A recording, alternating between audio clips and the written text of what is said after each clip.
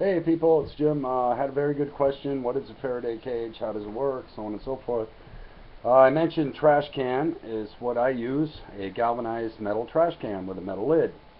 Um, and the thing you're going to need to go with that is aluminum, standard aluminum tape that you would repair metal flashing with or something like that, or stovepipe, something like that. Make it at least 2 inches because that's important. The thinner the tape, the less protection you're going to have against an EMP. And anyway, put the lid on the box, run the tape around the outside of the lip of the can, make sure it's touching the can and the lid, and now you have a complete seal. It should drop frequency response at, I think I saw it tested at 500 megahertz by almost 50 dB. So that's a very effective Faraday cage. Anyway, so these things don't have to be expensive. Also, the reason why I like the metal trash can as opposed to other devices that are smaller is that, and I like the 20-gallon can, by the way. You can get the 10-gallon can if you don't have a lot of gear or whatever, but the 20-gallon can I think is sufficient for all the electronics I'll be packing for backups.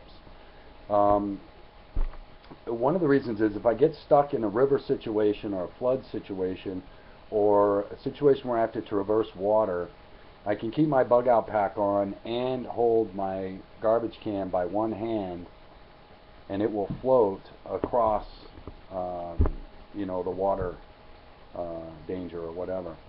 You can also send it through the handles of the can via rope across anything, canyon, whatever, and you've got a lot of strength there, you know what I mean?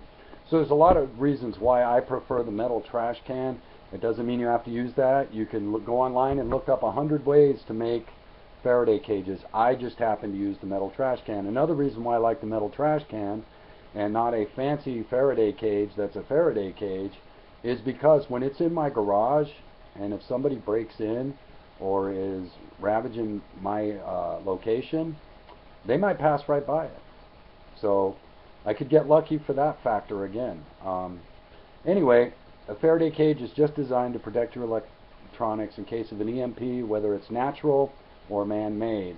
And again, a metal trash can with a lid and some simple aluminum tape will work and does work, and it has been tested, tried and true. And I've been using it for about 4 years. The devices I showed on my comm video, those are all 3 years old. Anyway, experience, strength, and hope to you. Hope that answers the questions, and hope you're having a good one. I know I will be today. It's kind of raining up here in Maine today, so I got nothing better to do than hang out and do a video on Faraday cage and comm. Anyway, have a good one. Until next time, we'll see ya.